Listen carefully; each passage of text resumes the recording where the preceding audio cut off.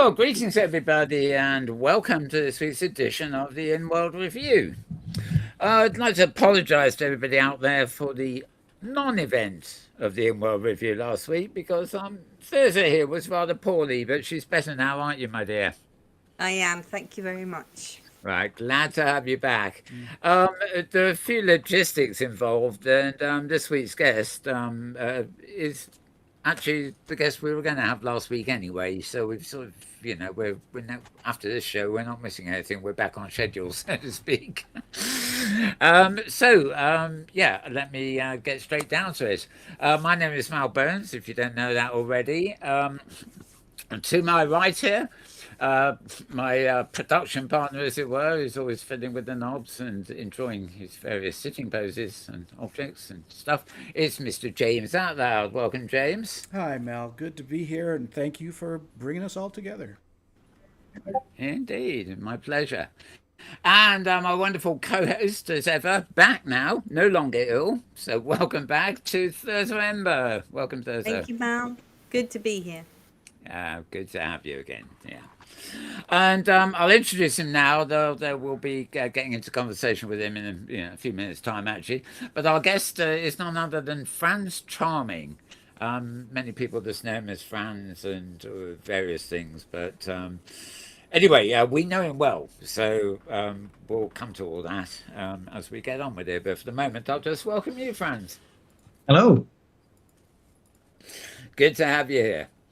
Okay, it's been a fairly quiet week. I don't have much new news about opensim or the hypergrid as such, so I'm going to hand over to Thirza now, and we'll dive straight in with this week's hypergrid happenings.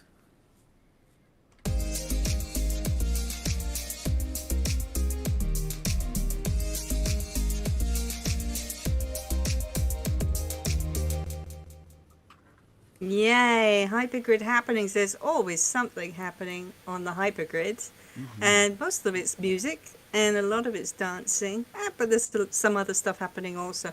Here's a few things that are going to come up this week, and a lot of them are things that happen every week. So take note, if you miss it this week, you can always join in the fun on another occasion. The first thing up I've got here is Rice Taylor. He is live over on Virtual Melody Grid, which is a fun place run by Rogue Parsons. He plays every Tuesday at 2 o'clock. Not every Tuesday, I beg your pardon, every other Tuesday at 2 o'clock. That's grid time, Second Life time. So don't miss one of his concerts. You'll enjoy it very much. Then we also have Claire Duval. She plays over on the Wolf Territories grid at the Wolf Club. And she does that also on a Tuesday, but it's at 3 o'clock. So you can make both of these events without too much difficulty. She's a live musician with, I believe, about 25 years experience in playing in the real world. So that's bringing a lot of skill and talent into virtual worlds. Here's the thing that's not dancing and it's not singing. It's building for beginners. So something, I guess we can all learn more about building. Oh, yeah. And always. especially if you consider... Yeah, right, James?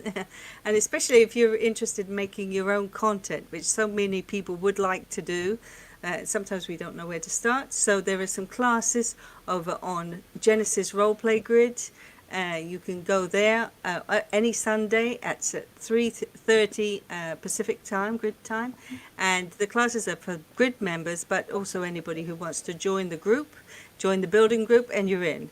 You can learn to make your own content. This is by our friend Lavine, and together with Star Ravenhurst, of course, and the team over there on Genesis Roleplay Grid.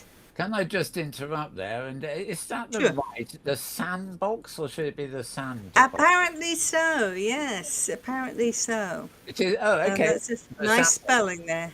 Yep. Yeah, I kind of like that. Yeah, okay, I'll just check it. It wasn't a typo. Yeah, not mine anyway. Right. So here's the next one up is Becca Baxton. She sings over there on AMV Grid. They have a wonderful place called the Bedlam Boys Irish Tavern. I could just see you three guys enjoying a pint or two over there. Jazz And me too, why not? Oh, yeah. Come along. Yeah, why not?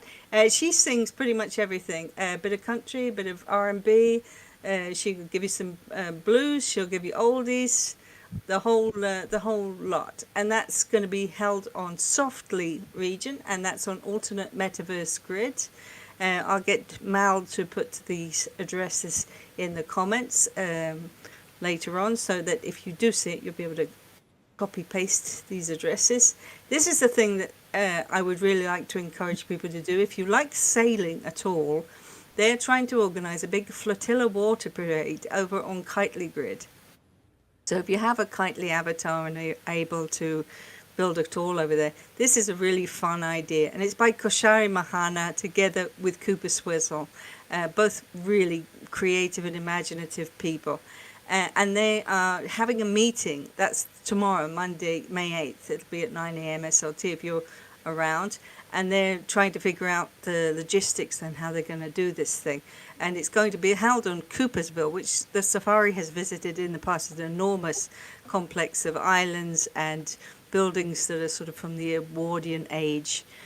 We had a great time there. I guess you guys remember we visited the fun fair, and it's just so much to see on the ships. A little bit steampunky, a little bit Victorian, Edwardian. So great style there. That'll be a fun thing that's coming up in the summer. And last of all is the fact that this week our safari trip takes us to 2 grids. We go over to Kitely and we see Mike Laurie's new sim called Naboo. He has like a Ganga underwater dance club place where they celebrated May the 4th, of course, which is Star Wars Day. And so he's going to show us around that first. May the 5th was the Sith.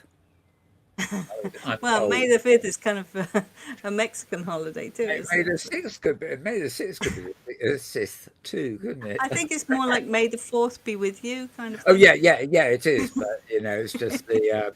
Why not keep it up? I think people on the radio were just playing it up a bit. And the other place we're going is Club Scotia, which, if you know the Scottish singer Clan Scotia, this is his home sim, which is built by Webby Merlin, who is an absolute genius at building. She's just brilliant.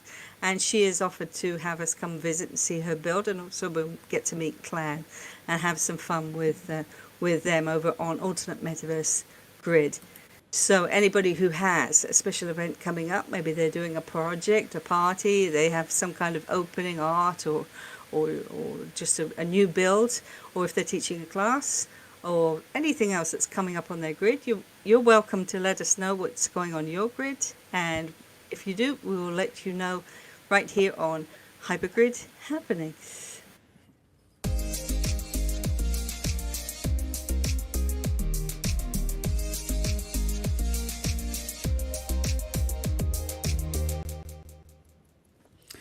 Well, wonderful, Thirza. Great to hear all that stuff. And, the number of times I keep thinking, oh, we should mention Safari on the happenings because it's in a week, I don't know, we've always forgotten to get round to it. But finally, we have a bit of promo for Safari there too, which is absolutely great. Now, talking about events, it's time to move on to our guest this week, Frans Charming. Frans he's more, I think it's fair to say, a behind-the-scenes person than a name you would necessarily know unless you're into the particular things he's involved with. We know him from the OSCC, Open Sim Community Conference thing. Before that, he was it Vesuvius it was called? Yeah, the Futures Group is a company I co-own with Joyce Beckencourt, and we still exist, and we still do some work from time to time with it. Right. Which is like we are focused on virtual worlds work with that. Cool. So Vesuvius is more of a commercial enterprise than something like. Avacon is a non-profit which promotes virtual world use. Yeah. And organizes the OC conference once a year. Yeah. and Vesuvius is commercial, and you don't talk about things because it's NDA, probably. Yes. Yeah, somewhat, but also because we're just bad at marketing. We're like creative people. I don't understand. What kind of thing is it? What does Vesuvius do? Does it make things? Is it a grid? Yeah, so if you like you want to be in OpenSim or Second Life or Decentraland and you want to have some space, we can design that. We can like create it. We can program whatever needs to be programmed in there. So we can do the full body of work to get you in virtual space in these virtual worlds. That's what we do. Yeah. So and for you guys, I actually put a new link in the chat here, which actually has from Flickr, which actually has much more pictures. I didn't realize. Oh wait, we have somewhere. We did that at some point where we made pictures and put them online. So we might be able to look at those at a later moment. Okay. Well, so long as the camera's not on my screen at the moment, I will adjust that, and just. So tell us a bit about your general history. I mean, were you in virtual world slicing before Second Life, which is a good start? Well, I was studying computer science at the beginning of the century, and yeah, I think it was just gaming. I think I had my first I just was interested in gaming and making games, and at some point I read on Boing Boing that somebody had made a Tringo in Second Life, and that they were able to sell that to a producer. So that piqued my interest in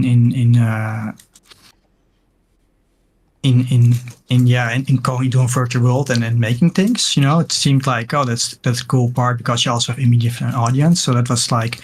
It was in the winter of 2004, and at that point you still had to actually pay to enter Second Life. You had to and they didn't have any options for Europeans to pay. So actually you had to figure out, I think maybe something with a credit card or with PayPal, I'm not sure. But I had to take some time. So actually I joined in January 2005, where I read again. So it was like a month or two later where I was like, okay, well, I probably read again about the story about Twingo somewhere else. And I was like, well, let's just try this thing out and figured it out. So that's very awkward, didn't it? So it's sort of, and then they changed it all. They had offices in Amsterdam and in at some point and then they went back to America. Yeah. It was of course in 2007 around about 2008 was Second Life was really high. Was just around before smartphones were coming out. They thought everybody's gonna have advanced laptops. That was what we thought the world was going. And then so they were trying to expand, but everybody got a smartphone. It couldn't run Second Life, so kind of the growth stalled for the Second Life at that point, and they retracted back to.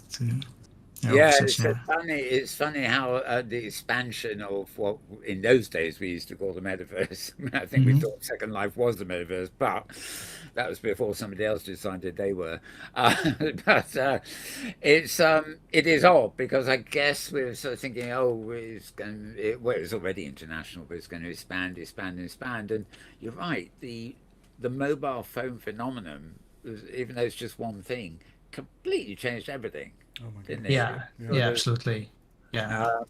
Even Second Life had that for a little while. That one of my favorite bits was, I think, no, it wasn't called Slash, but it was VVolt's chat, but as an instant messenger on your desktop, and you could use it. You could use it with Second Life just like a normal instant messenger, which made it the communications thing. But they obviously dropped that at some point. Anyway, I've just followed. We might as get this out of the way. I've just followed the link you gave me in the chat, and to Flickr. In fact, this is the VesuviusCon Flickr thing. I'm gonna click through these pictures. Maybe you'd like to tell me what we're looking at as I go. Yeah. So this was an I can't remember which organization we did, but it's in school where we basically created classrooms and areas for them to bring in students and do like just digital education, but in a more exciting environment. So yeah, you're looking at the big lighthouse in the middle is like a conference area where we actually had 2 regions, which were basically mirrored, but in the middle area, what you're looking at right now is like a space where they could congregate and have some music playing or have some big meeting with the students. Wow. Oh, it's very big. There's a sort of auditorium here, I guess. Yeah, that's the full region you're looking at. Yeah, because I can see that over on. Well, it's not a mountain, but you know what I mean. Yeah, we put like on that hill. We actually put like a very compact orientation area, training area for like learning like how to walk, how to fly, and everything. And you see this. There's actually like we have like shown it to other people and then like build it out at some other places as well. Actually, you see copies around and the similarities on how to do that on other grids and regions as well. That's very similar. Where people took inspiration from that, and we took inspiration from them. Yeah, one of the things I like to do is if you like go to like the next picture, click right there. Yeah, just about to. Yeah, very good. Then, like I like really naturey areas, you know, like put a lot of plants down, and these were like smaller offices, and we'd like put numbers on them, so that's why. Yeah, so this for mentor areas where kids could like meet with a teacher or mentor and sit in a smaller office and. Yeah, and when we put like interactive screens in there, like at least I think you could already have media on a print back then, so that worked, and yeah. Wow. Oh, I forgot to ask. These were the pictures we're looking at here. Are these in Second Life or in opensim, or does Vesuvius have their own separate offline? I think this picture was taken in Second Life, but we actually did put a copy of this out in Guidely on a private region. But basically, I made an interface between Second Life and Guidely, so I could actually drop a script in here in Second Life, and then it would talk to my Guidely region and try to replicate things. Right. Okay. We need this. Yeah. Well, you need to be like full owner, and it could only do like frame things, you know, not mesh things, and you have to do manually all the textures anyway. So it was a lot of work. Like first I had to like, okay, find out what all the textures are, you know, name them like correctly that my scripts can find them, because once you upload and texture to Guidely, it has a different key. So I basically had to name the keys, the key they were in Second Life. So there's a lot of manual process in there. And then, but then I could drop a script like in one of those offices, and the script would be like, okay, this is like, well, the first frame is this shape, you know, and this size, and it uses these textures, and then it would send that info to Guidely, and Guidely would just get, okay, I'll make a prim from this shape, and the texture already had like uploaded manually there, so it would look for that same key, and then it would like try to replicate things. It's a bit like copy paste across, but at that point, yeah, like it's basically we already had sort of like that, like for like copy scripts in Second Life. You put a copy in an object and it tries to make a copy of it, or a script in an object and makes a copy of it. And like the very first copy bots were actually that, where people like, oh, these shoes are nice, let me put a script in there. Like, oh, now I have a copy of those shoes. Did you? I'm curious actually. With Vesuvius going back quite a long way. Did you ever get involved with for a very short while? Second Life were actually selling a solution called Second Life Enterprise. I think it was. It was a Blade server basing, and it yeah. Private. We worked on that for clients in for the New York education organization. I think for like the organization that overlooks all the schools, they were prototyping basically an environment. But they like Lima Labs and they stopped with it, and so that kind of just disappeared. What was Franz? Yeah, What it's was very the, short-lived, unfortunately. yeah? What was the reaction to the students and teachers when you first built these areas? Were they excited? Yeah, definitely. Yeah. Like it's difficult. Like not everybody like it's not a game. So Yeah. for a lot, like not everybody like connects well with it. You know, like they're in there and then like now what they do. You know, it's always a virtual thing or you do a socialized thing. We actually, if you click on the next button, we actually made achievements and like I had a hut for getting achievements. So we had things hidden around the region where you could look. Like I think we have like animals in the region, and you could use like a tool, I think, and we had a magnifying glass they could pick up, and then they could look for the animals, and then they get like achievements when they find them, and we had found some little facts about like this animal, and then it would tell them about that fact, that sort of thing. This was what, teens or pre-teens? This was for teens, yeah. Or just in general. Oh, actually, breakthrough. Actually, thinking about it, that was for Georgia Tech. So actually, they were older teens, and maybe even a little bit past. Could be. Wow. Doesn't matter what age you are. We all love to show what we know by answering questions, don't we? Yeah.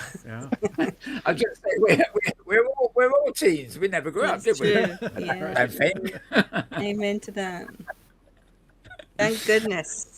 Yeah. Shall I go to the next one? Yeah. Yeah. Well, actually, you zoom out. Like, they are not all our projects. There's also some that are just images of events that we're like either attended or maybe helped with a bit. So, yeah, like for our network, you have to like basically go back to like the normal screen and scroll down a bit until you see like large water creatures, and that's something that we built on. Find it interesting. Okay. Yeah, that's like a couple dozen pictures of people dancing in an art gallery. Why not? Why not? Sure, like I know I attended it, but but why exactly? And that is the effort of it's Joyce, yes. That is Joyce. Yes. A bit blurred there, but recognize. But like I assume we had some little bit more involvement, but unless I wrote that down. Somewhere I don't remember actually. Nice pictures, anyway. So it's always nice. It did definitely. Sorry, good to have it there. Oh, I'm clicking through them. I'm sure we'll. There you are. So that's an. Oh yeah. It's a Moses hour. Mm-hmm. So enough for another. Let's see. Did I write anything about it? For another organization we did, they had a summer program. And it was for an archaeological museum, I think. That is that made doing some program for school kids, and we built it and basically built a tool set where you can actually take the whole mosasaur apart, and we also had other fish types. From the same time periods. And basically the kids in the real world, they were actually in the museum, would be learning about aquatic life in the time period.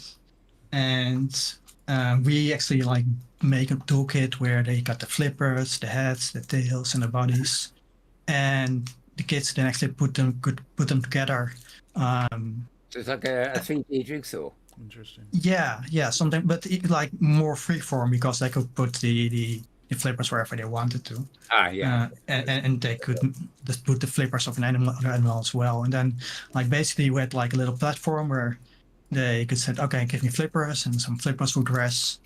And they could like put them wherever they wanted on the body, and I actually made scripted like tools to help them like mirror fins, because if you have fin on the left side, you want that fin on the other side mirrored. So I had to like figure out how to like so mirror the fin if they wanted to have it on the other side of the body, Right. that sort of thing. But then like those were like that was time like before you could animate things the way now in Second Life and OpenSim. Yeah, of course. Basically, what we do have for animation was like the hide and replace things. So while the kids were working with like just like the one flipper, once they were done, they say, "Okay, yes, this is my animal, right?" And it could save.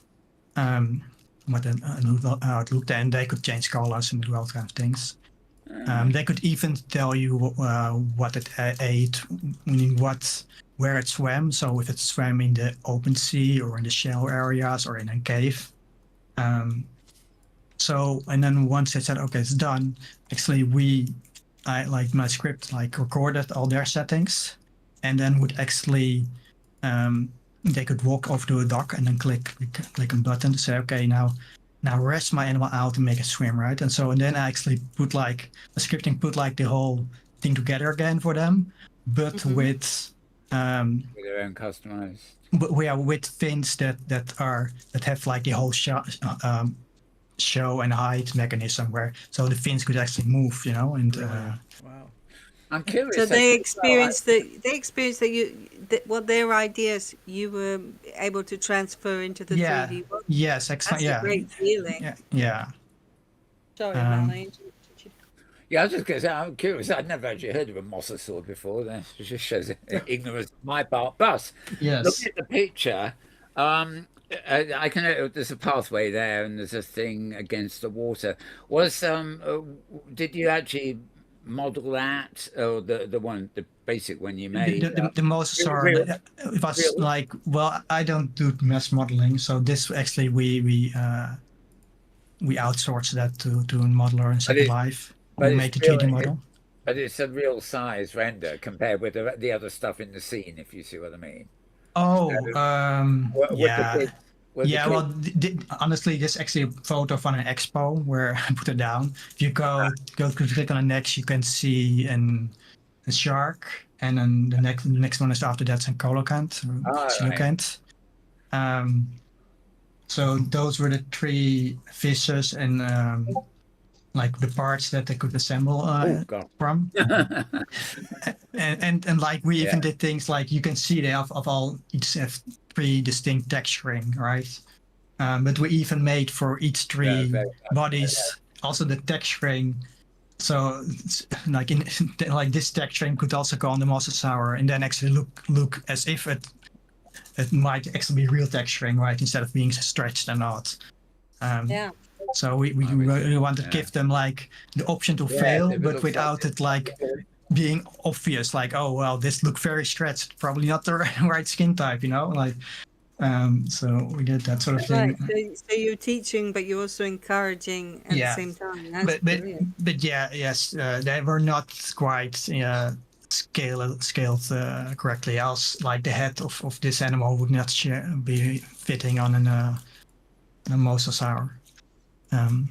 But it's just more like an interesting tool where like, okay, I've learned about this thing, and now I'm going to put it together, and it basically just reinforces what I know or find out like, oh, actually didn't pay attention. Like let me look up what actually mosasaur would look like again, you know, and that reinforces learning. Like so, even though it is not size correct, you know, that it's still. It helps with getting a knowledge over. Yeah. Well, sometimes when it is a small fish, for example, you would want to render it big so that education. You can zoom it. You don't need a zoom tool. You just walk around. No, they can walk around. Yeah, definitely. Yeah, they are definitely like this is not small. Like you can walk around with your avatar, like a car size or something like that. Did you feel that you learned a lot from doing this? Did you learn as much as the students did, or were you already very familiar with this kind of dinosaur and No, ancient like, well, creatures? I learned about those creatures. Yeah, we had to learn about the creatures. We had to like make an underwater environment, like, and see like what they eat. Like the mosasaur, I think maybe was eating krill or something, and the shark is of course eating other fish, and this animals might be eating like plants that grows underwater. So that sort of thing I had to learn about. We Sounds did like like fun. yeah, and so we had to like put those in their environment, and then like they actually would swim like once they rest them in world after they made them, they actually did swim around in like with half a region with only water, That's and so then cool. or like 2/3 of only water, and so then it swam around. Yeah. Like not thinking about it, I realized that I probably have like an instruction video as well somewhere, because it did need a little bit of instruction, like of what they were going to do and how to use the tools. Yeah. Yep, yep. Yeah. So like the other pictures that you go forward is like actually we at some point like you have these for OCC. You have you can sponsor OCC. I And reckon and you get a little plot of land. So yeah. we actually put down these boards with stuff we actually have done. So on the left, you can see like we even like did like mixed reality events where we had the concept going in real life. We were actually in the venue in New York. I was there even in New York. Came over from Amsterdam. And we would then stream that into Second Life, and then also put that Second Life image in the venue in New York. This is Virtual Live 2007. I'm looking. Yeah. So yeah, we did a lot during the hype cycle, like 2006, 2007, 2008. And that was also where like we were also a bit more like conscious of like, okay, we need to take pictures and make sure put it online so we can do that. We kind of fell off on doing that. So it's like, it's like our website died at the point, and so we put up like basic stuff. So like on our current website, we don't even have any of the images. I was like looking at them until like earlier and I realized, oh wait, we have a Flickr link. That's probably some. Yeah, that is a lovely picture. This helps a lot. Was this your own logo at the bottom here? Yeah, so this has been our logo since the start. Like you can also see it as the 2D logo if you scroll over the image. Like so, basically the Fuses group, is like Vesuvius is like a volcano. Yeah. So we have this theming is our it's like fire. So exploding with creativity. Yes. Yeah. Merry match with Firestorm, no doubt. Sorry. Yeah. Oh, now we do have a video here. Oh yeah, so this is a video of me. I think this will show finding a rat or something. Classrooms, they will appear. You can also make many appear by just walking on and off the path towards the classrooms. The mouse will run towards you and skitter around for a bit. Trying to get the volume there, but I don't think this me showing how showing like the mouses appear when you walk over the pathway, and you can click on them, and then it actually shows you a little text about the house mouse. Long enough, you'll see the mice run back home. On Breaker Island are several animals you can interact with. One of these are mice. When you walk to the classrooms, they will appear. You can also make many appear by just walking on and off the path towards the classrooms. The mouse will run towards you and skitter around for a bit. You can click one and it will hop. It will also tell you that it is a house mouse. We love our quizzes. Yeah, we do, right? Also, it will provide you with a link to the Wikipedia page about house mice. If you wait long enough, you'll see the mice run back home. On Breaker Island are several animals you can interact with. I think I keeps repeating the same movie. Yeah, Oh, it's on a loop, isn't it? yeah.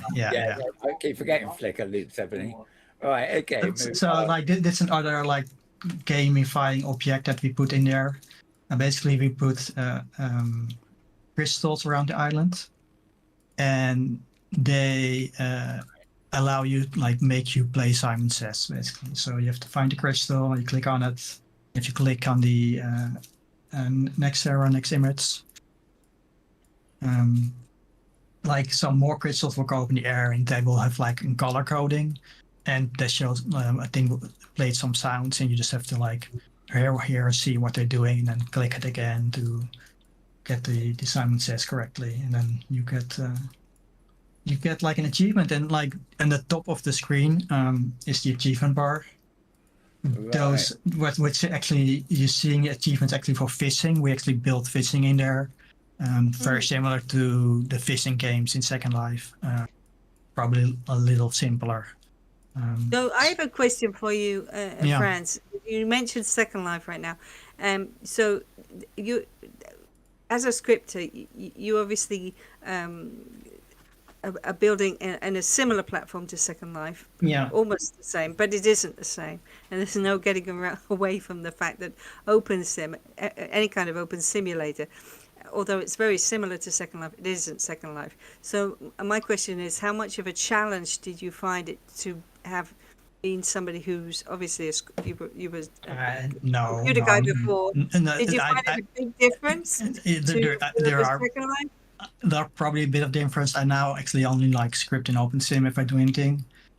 So and for a couple of years now, so I don't have like any big difference on top of mind. No. Like if you like, of course, wanted to do physics or something, then for people like that's a huge difference. But I never really went into designing cars or doing that kind of physics thing. So that's not there. And then like beyond that, there's not really any big difference. Oh, good to know. Yeah, I could copy all this over really, and this might be actually an image from Kitely for all I know. Well, looking at the avatar, it's not, but yeah, that's like I don't have that outfit in Kitely. But yeah, this could all be simply. So yeah, there you see Simon Says, and that you have to just get the colors and the sounds correctly. So interactive. So yeah, and then next one is like the fishing environment. And then like so. It's like, and you see the achievements like lake fisher and coral reef fisher and sea angler. So we actually did have 3 different areas where you could fish in, and then you had to find like the 5 fish or something that swim there, or catch them, and find the 5 types of trash or something like that, and to make the water clean. And then you get a little achievement for that and that sort of thing. So that like really like we use it as a tool to maybe encourage people to explore the environment, and have a little bit of fun there with the game hard. Yeah, and this explains the HUDs for them. Yeah, like I'm not sure if I like this is like you constantly see the smaller version of the HUD, like there's a little arrow on it that also makes it larger. But yeah, here you see like a crab that we're walking around, and you can see the description about it, and we have like audio waves, like because Georgia Tech results was also a tool for people had like some small disabilities. So this was an indication that there was sound going on. Like of course being in virtual, then you need to have dexterity enough to be there and to be able to see. But if at least for the hearing impaired, we like give like a clue like, oh, there's sound going on. Basically, this is like the same speech indicator that is above your head. You know, when you're course, talking yeah, in world. exactly. It's the same here as Radio well. waves, we call them. Radio waves, Yeah. Yeah, I'm curious there. I mean, you know, some of the best, you know, mixing sound and vision and movement and scripting and stuff. You know, a lot of people, you get some marvelous stuff in Second Life and opensim as well, of course. But other people, you know, they forget about sound or they forget about movement and things, stuff Yeah, like that. it's funny actually. Now you say that. Yeah. Like my very first project in like Second Life, well, the very first thing is like Turkey. Well, yeah, no one like I don't know if it was 2005 already or Thanksgiving or maybe the year after, but Joyce had made like just like in Turkey that was all right, but it's like we know it didn't look all that cool, but she made it for a little like building contest and I was like, well, no, give me that thing. And so I put some scripting in it, you know, make it walk around. Yeah. And then I looked for like little sounds, like Turkey sound online at an audio database. And then and the, like for some like that year and afterwards, you could like around Thanksgiving, like a lot of people had them walk around and you saw them a lot in Inworld at that point. It's kind of funny. So that's kind of like started doing that really early on, like make things move and give things sounds. So yeah, that's one. I've got a Yeah. turkey here. Yeah, my Turkish sound is like that. Yeah. Very good. Where are the sounds coming? Is that you, James? That was me. Yeah. Very good. We like our sound effects here. Yeah, I on my Second Life avatar, I have it as an emote, the Turkish sounds. the one I use it in the Turkish, so I could like do the gobble. So cool. Yeah. Oh no, of course that's on. This is like multi-crit dancing. So on the scripts I'm looking underneath. So actually, this also happened in Oscrit and in Cloud Party. So I think that was like a multiversal streaming event was happening. Oh, Cloud Party. Yeah. Yeah. Right. Okay. So Oh, I remember that. That was fun. Yeah. so what? You're projecting from Cloud Party, and the avatars are in OS Grid. Is that it? Yeah. Yes. We did some weird things in London here actually at one point with the pub downstairs. You know, using their big screens, and you know, we'd have real live people talking to avatars, and vice versa across the Atlantic. You know, so yeah. Oh, I love all that stuff. Well, that's so long ago, and yeah, I mean, that's those really things are still hard to do now. It's Yeah. amazing they were being done so long ago. In some ways, some things may even be harder because as technology's progressed, people automatically want to do things that do require more bandwidth. So you know, things that needed more bandwidth then, you know, instead of catching up, so they work. People will load things into them that just make them more difficult as time goes by. You know, incrementally. That's a nice little dance, but so that's and people keep reinventing these things. yeah. Like people are now building like on blockchain, basically all the same virtual world things that people had tried to put on the web a decade ago. Too But much like, unless it's a labor of love, you know, and but if you want to like make big bucks, it seems to not always turn out. Yeah, and there's too much repeating what's been gone before. I mean, Yeah. you know, so I know Philip Rosedale was talking about that sort of, you know, sort of looking at been there, done that. You know, you've got 20 years of this stuff here, and people think they're innovating now and claiming they're the first to do this and the first to do that. Yeah. Every single time you could say, wrong. Did it 11 years ago? Did it 12 years ago? You know, it's the new. Yeah, you have to like go back to the photo stream because like it's another dance party that I have lots of pictures from. And like an event that Joyce was speaking at, make pictures of, and then that came on the Flickr stream. So I did encourage it for this conversation. Right. So we're finished with the pictures Well, like if you'd like there's like a quad dirt bike track that we made for You've got a big the flicker here, I must say. for the World Bank. World Bank had like an get together for people in South Asia, Manila, and we actually, I think Global Kids was also involved, which was like another non-profit. And we basically made like game show environments in in Second Life, and basically like so they were studying certain things, and we tried to do different kind of like game showy elements. And one, the first one that you'll scroll to, if you it's going to take a bit, it's more clicking, but you will find like a dirt track and quad bikes actually, and those actually were physical physics, so that was excellent driving. That part would have to be circling back to what Thirza said. That would have to be reprogrammed or at least tweaked a lot to work the same. But, yeah. Coming ahead a bit, so well, actually, we must run out of time anyway. Obviously, you're really do a lot behind the scenes with Avacon, and particularly at the OSCC, which is opensim here. That's the big community conference.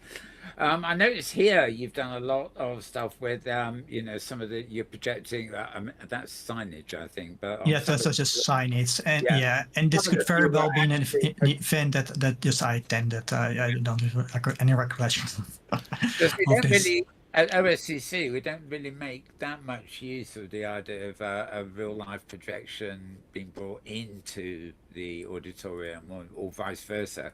But you've clearly done this sort of stuff before. Do you think, would you like to see OSCC, to put you for here, but sort of, do more with mixed media projections and things for the in-world audience, of course, but... Yes, and like a lot of what we do is, of course, we record them and stream the event. So it's a little bit redundant to put that on the screen again. But especially it could be fun for a live performer or something, or somebody. And some people do try to show their whatever they're doing, like screen or something, the screen sharing, just like you are doing right now. Yeah. The problem with that is just that there are like 200 people in the audience, or something, maybe 100. Unless they do it directly to YouTube. That's what's happening here by the look of it. So there's well, actually, this is like the old school media streaming, where we basically paid for a media streaming server back in the day, because YouTube had no live streaming. Twitch didn't even exist, or well, maybe Twitch just exists as just in TV at that point. It's funny how YouTube has progressed, and everybody, it's the default thing everybody thinks about now. Virtuality, of course. No, this isn't so for virtuality, we made their web page the direct API, so people could register for a Second Life account straight on the virtuality web page, and Second Life has like an API for that. Still to do that, they discontinue it and then brought it back again. It's now mostly for the for communities, to get their peoples in. The community portal, they call it. I think Gentle Heron's in opensim here sometimes, isn't she? Although obviously it's a Virtual Ability, it's a Second Life facility, but I think she turns up here in opensim a bit. Yeah, and this if you Katrina Relief in the French Quarter 2006, which is was this for the Hurricane Katrina hit New Orleans, and we. I project managed this region. This was like my first big projects, and it kind of got dropped in my lap, because there was miscommunication about somebody was going to build the region out, but a couple of weeks before we're like, okay, events need to be planned, and and basically there was no communication of what was happening so there. So I actually ended up like making a grid and like assigning people tasks. Like, okay, can you make this building for me? And Friends to the rescue. yeah, and can you do this building? And that might have been like one of the first times I actually collaborated with Joyce.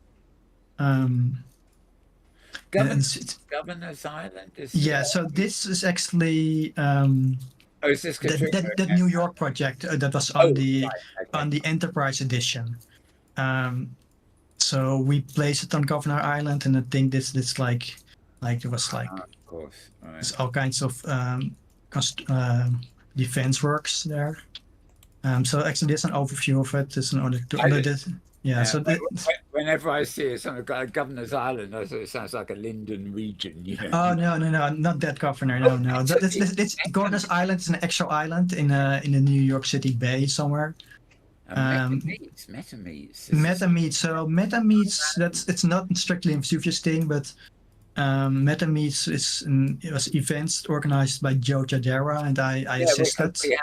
Because Ham Rambler from Ireland was. I was streaming this. Yeah, I wasn't there. I was taking all the feeds and restreaming them out. You know. And this was like the recreation of the location. I assume I built that. I think so. Yeah. Looks like me, he says. Right. Yeah.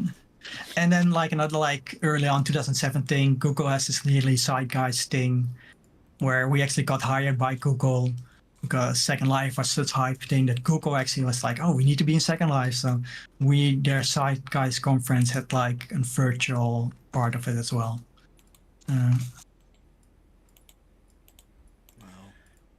Oh, this is getting. I've got rather than keep clicking here, unless you know of anything specific I'm going to find later on. I don't know how many are there. Yeah, You've got a couple of pictures in World on the other screen here. Yeah, well, that's very recent. If like that's opensim related and the conference. Sure. Let's while we're talking, right? I'm going to if I can find the darn things. I'm going to when effect I'm talking. This is all silent stuff in the background. I'm running. Yeah. This. Yeah. So. Okay. Yeah. Right. This is going to last 8 minutes or so we can talk over it. But this is. Okay. And you made some video. That's correct. Yeah. This is some footage I took earlier. Of the conference, basically, Grid. So yeah, so like funny enough, like Joyce was actually involved with the SLCC conference, and then and basically I actually stayed out of that, and also when they transitioned from doing the Open Simulator conference, the first couple of years I was actually not involved. It's like we already worked so much together, do your own thing. But at some point I did got involved and I needed some extra manpower and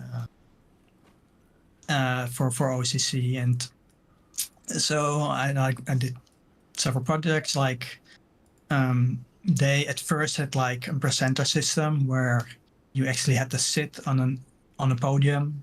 That you had to sit on that exec chair, and then you have to like had a little screen in front of you had to leave, and you had to click on that screen in front of you to make the slides go back and forward. So I actually like grabbed like a presenter system in that was present in Second Life, and then like built it out to be like a conference like. A system that works for like a conference on multiple locations and stuff, because at that point there were still like multiple tracks for OCC where at the same time multiple sets going on. Yeah, I'm just thinking the multiple tracks thing was probably we think it's bad enough now, but back there to run that. Yeah. So on the screen on the left for James, I put my picture up there. You can actually see the huts that I worked on. So the bottom right, that's the presenter hut, and if anybody has ever presented, they can see that, and there's like tutorials on how to use it online for the presenter. So I assume I know a lot of people have seen it, but if you're just like somebody who attended, you might not have. So, and just a simple presenter, like you go in the inventories, drop your images in there, and then you have like a back and next button, and mostly like that, and you can even add a web page. So that's not an issue. And the thing that people hardly anybody sees. Only James here might have seen it, and maybe have shown Mel. Mel might have as a copy, but I doubt he actually ever interacted with it. But on the left side is actually an interface to say, okay, which presenter is active today and or right now, and then you could click it and click a name, and then they get their presentation has to get control over the screen. Perfect. Yeah. Awesome. Yeah, and that's definitely and going back to Thirza, like the first time I like made that left the presenter moderation thing, and I was like, oh, I'm doing things in opensim, right? That's like use opensim function. So yeah. So one of the things that opensim has that Second Life doesn't have is of course it can actually the scripting can actually create images and put them on a prim face. Right, so that presenter list used to be actually written completely by scripts, made as an image, put on there, and then basically it will show it to you. But the problem with that, of course, is that doing that's always a little bit slowly if you constantly have to download a new image when you click a button. And it's a lot more slow when like 100 people are in the audience. I mean, what we learned here is, we always try and pre-cache images before. Yeah, but in that way you cannot pre-cache those. Those get made on the fly. So I did actually ended up going the route that I did it like 2 years ago or something. That works in Second Life as well, where all those names are floating text. And just position them so that they're like over that grid on the correct place.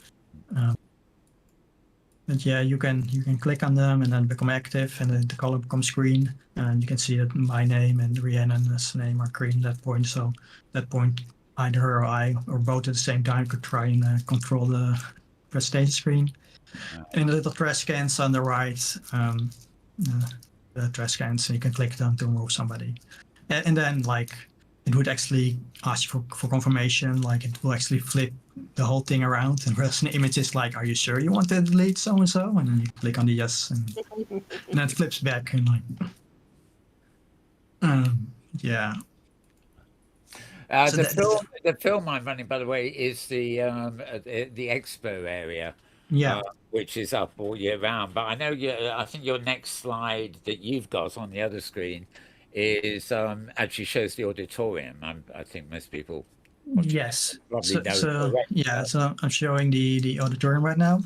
And it uses 4 sims joined together, of course. Yeah, so this is the keynote regions. I don't have a before picture, but like imagine like 25% more seats and like a lot of space between each seat. Like it was really spread out in a way that even when there were more people, like it was like a decent amount of people, it still felt empty. So I actually started redesigning It's a very difficult thing, especially when you were, say, broadcasting a conference and showing the audience. I mean, so you have huge capacity, well, relative. Yeah. But sometimes it can look empty because the key normally is to fill out the front seats. Yes. But because you never know who's going to be there, you need to actually have that 4-sim region.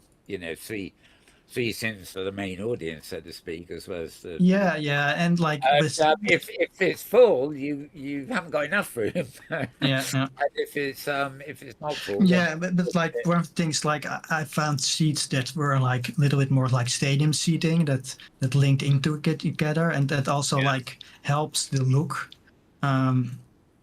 of like if you had made like if you like a more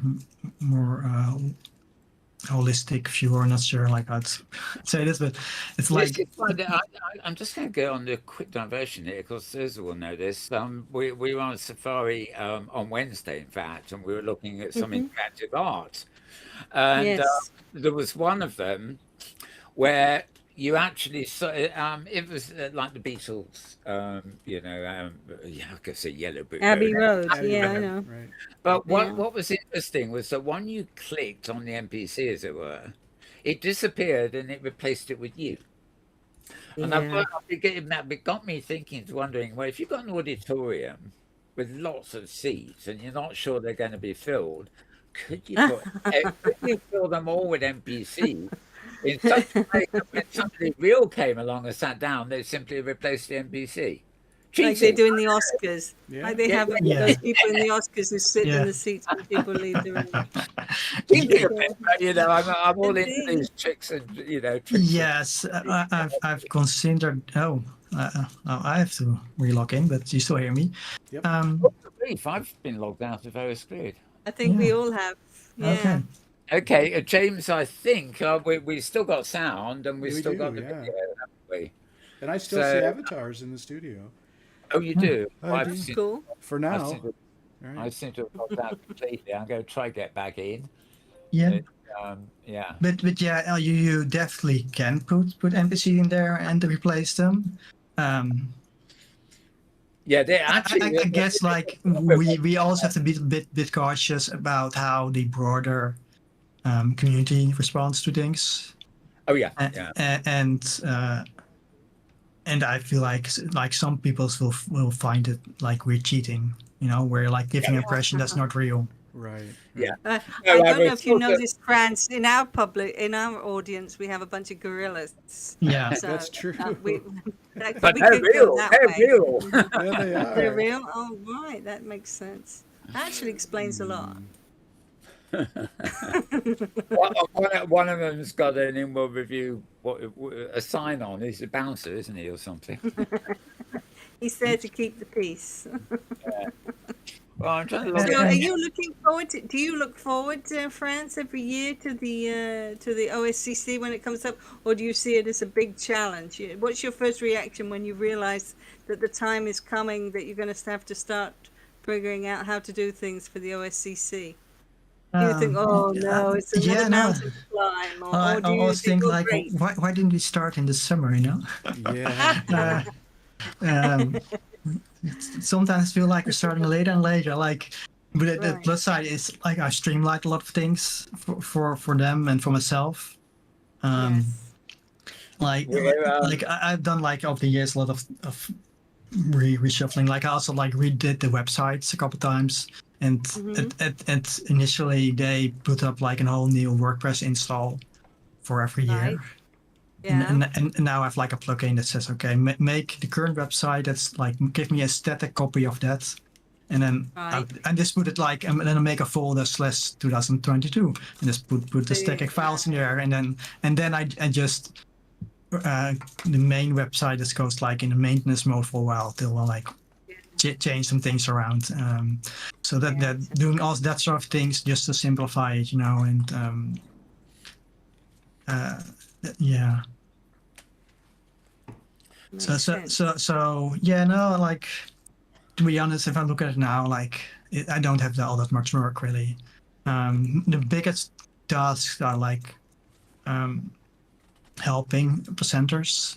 They want to have like buildings in Inworld, maybe on the States to showcase, and they are maybe not comfortable with rushing things. So I help them, like either arrest them. And last year actually made some more scripting that the stage itself, like I can like have buttons to make chairs and couches appear and disappear. And basically I made like an expansion on it last year where like people had some large builds. I could say, okay, well, give it to me, and I put some scripting in there, so I could just click a button and just appear exactly where they wanted to be. So that's thing. Like, yeah, it's mostly what I work, and it's like And the back end nowadays, it's a lot of just helping presenters and then making user accounts and helping users. Like every year, a lot of new users that never come to OCC or were completely brand spanking new to opensim. And you sometimes have to guide them, and sometimes they just end up in the audience and they're sitting there and like, hey, hello. And they like IM me, like, because when they make an account, they get information like, oh, and I am Frans Charming, you know, if you have any questions, and I am me, and like conversations. I think the most common thing I ever say at OSCC is, "Help! Where's Frans?" Yeah, Yes. true.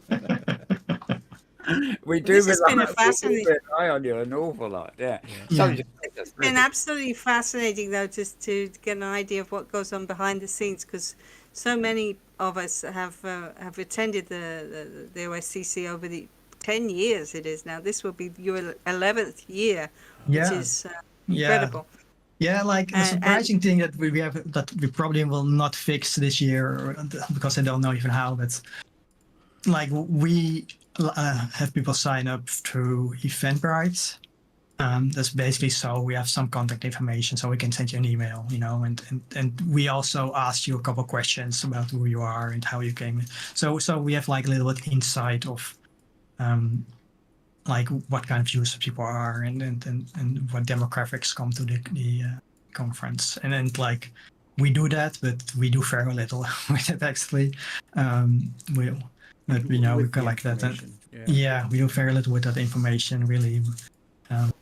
Yeah, people in opensim like to be private. Quite often. But and the reality is like to the viewer, you can freely just come. You can just our hypergrid URL is always on the webpage.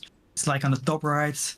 Hypergrid URL, you copy paste it, put it in the search bar or wherever you put the hypergrid URL, and you just arrive. You know, you arrive in a landing zone. And then there's like a map board you can click, go to Keynote, or you can like, we have like a teleporter doorway so you can walk into and it will teleport you to the Keynote. Many different ways. Yeah, and there is only one, like there are 4 regions that are Keynote 1 to 4, but as you can see, if you did see in on the screen, it's on the 4 corners, so everybody is together. So yeah, so there's no worry. If you want to stay private, that's absolutely acceptable. We are just like interested in who people are, and we like to be able to send you an email like once a year or twice a year saying like, hey, OCC is coming up and we'd like you to attend, and maybe you want to even donate a little bit and maybe get a little plot of land where you can show us the amazing things you're doing in opensim. Like right now, I sound a little bit like I'm like already like marketing for it, but we have nothing running at the moment, so you cannot there's no land available at the moment for you. It's never too soon to put the word out. I've really enjoyed this conversation. It's been great. Before we wrap up, it's James switching screens again. Didn't really get round to it much, but you gave me this site, Frans Innovations, at the beginning of the show. Yeah. Stuff. I'm glad I found that Flickr image because that's relevant. But this I didn't see the URL on my screen here, so I don't know if you can tell viewers again, although we'll put it in chats. Like I didn't make it back to the region yet. Yeah, but no, it's quite an interesting portfolio here. I mean, a lot of Edgewood Machinima Festival. So yeah, I basically some projects I was working on. Like one of the first like things we did in 2006 was were machinima festivals. Just like there are film festivals where people have to make a movie in like 48 hours. Yeah. It's similar for machinima, and machinima, if people don't know, that is just making a movie in a game engine. It's like an archaic form of animation, like, but instead of like using your animation tools, you just use your game engine. And in this case, we were using Second Life, but you can opensim, and it comes a little bit closer to an animation tools because you can like build, you know, instead of in game. Most games you cannot. For a couple of years running, I actually was part of a team doing the 48-hour machinima contest, and that was really quite stressful. Absolutely, yeah. Yeah, So I think this is the only one we actually finished. Was like the first year, and that one we finished. So that's there. If you Okay, I'm just trying to think if we've missed anything, but I'm so busy fiddling around here trying to find them. Okay, if people want to actually see a lot more of these pictures from the Vesuvius group, they basically just go to flickr.com, flickr.com, and then look up the Vesuvius. yeah, or go to thevesuviusgroup.com or vesuviusgroup.com. We own both domains. And on the right is like social media, and there you can our Flickr photos and click there. The funny thing is like there's also a link to our video/machinima, and it links to like blip.tv. It's like that hasn't existed for like a decade. Oh, I wow. think. Do the Vesuvius group have a YouTube channel, or did they? That would still be there. I would have to recreate that. You'd have Like there are some videos, but I'm not sure like that. That's the video for the at Woods Festival. I think that it's on that's on Joshua Stort's domain. He was like one of our first he actually started the Futures Group together with Joyce and I. Yeah, this TechSoup picture with Evo. Evo Hennings there. Recognise her anywhere. Joyce isn't there, is she? Sorry, I'm looking at all these pictures now. So Are you on Flickr or on my profile, my portfolio page? It looks like the YouTube page. Is that right, Mel? That you're looking at? oh, here? No, I'm looking at faves, so I'm still at Flickr. Oh, okay. Okay. Yeah, and like we collaborated a lot with Evo, like in the early years as well, in Kenso, what's it called, Inworld. Right. I don't know. So you will see her on some images going by as well, actually. Oh, there's Joyce. Yeah. Oh no. Yeah, you've just marked these ones as faves, so I thought I'll click. Can't resist clicking, can I? Okay. Well, I think we better start wrapping up. So, James, and I'll start with you, James. Any other particular questions for Frans? I noticed we don't have him back in the studio yet, do we? So it's all voice and pictures at the moment. That's right. No, that's fine. No, I just say I have really enjoyed working with Frans for the conference and for at Avacon, and he's made some of my favorite tools for streaming. And with the presenter system, he's actually made screens that I can embed in the viewer, and I can capture from that screen. And as a streamer, that is such a big convenience. So Frans works some amazing magic. Yeah. Basically, it's just a presentation screen that you can like put anywhere, but also attached to your HUD. Yep. So we usually only have like one screen in World, but the way the system works, it could use multiple screens without a problem. It's a streamer's dream. Yeah. So I appreciate that very much. Thirza, final questions? Yeah, I'd just like to say, Frans, thank you for all your dedication behind the scenes. All these years of doing the OSCC, really, you've made it come alive for hundreds and hundreds of participants. And I don't believe you always, people don't appreciate that you're there and doing all this work, because like anything, when it works perfectly well and everything's smooth, nobody realizes the hard work that's going on beneath the surface. So thank you. Yeah, you're welcome. So much appreciated. Absolutely. Of course, when it all goes on, everybody's looking for blame, but you're so... Yeah. You do something perfectly and everybody... People love to criticize, but if they can't find anything to criticize, it's actually a mark of a good event or whatever. Right. Okay, well, I think we're going to finish at this point. We're just a bit over time. Hopefully, we will see you all, viewers, that is, at Safari, which Thirza mentioned earlier, of course, which is Wednesday noon Pacific time, where we pick a couple of places to go and visit as a sort of group. We'll meet at HG Space Safari region in OS Grid at the clubhouse there, and then move on to whatever destinations we are going to. With that, there was something else, but I can't remember what it is, so I'm going to close the show. My thanks, of course, to James Atlloud on the technical production stuff. Yep. My thanks also to Thirza Ember, wonderful co-host she is. And my thanks to the Invisible Man, known as... if you're looking on camera anyway, you won't see. Yeah, definitely. Yeah. Frans is still here, so it's been wonderful having you here, Frans. And thank you. so Yes, much for coming. And as Thursday said, it's fun to talk about what all the things we worked about on. Yeah, all these other things too, you know, which I you know, I've discovered here stuff I didn't even know you were involved in here, you know. So it's great to see. Okay, well, yeah, I'll leave it up to James what he's actually showing on camera. He can pan in on me to say goodbye, I think. What else to say? We'll be back same time, same place next week. So all that remains is for me to miss you. Sorry, me to wish you. I can tell we're getting wrong now, can't you? A very good morning, a very good afternoon, a very good evening, or indeed a good tomorrow, depending on wherever and whenever you are. And we're out of here. Thanks, everyone.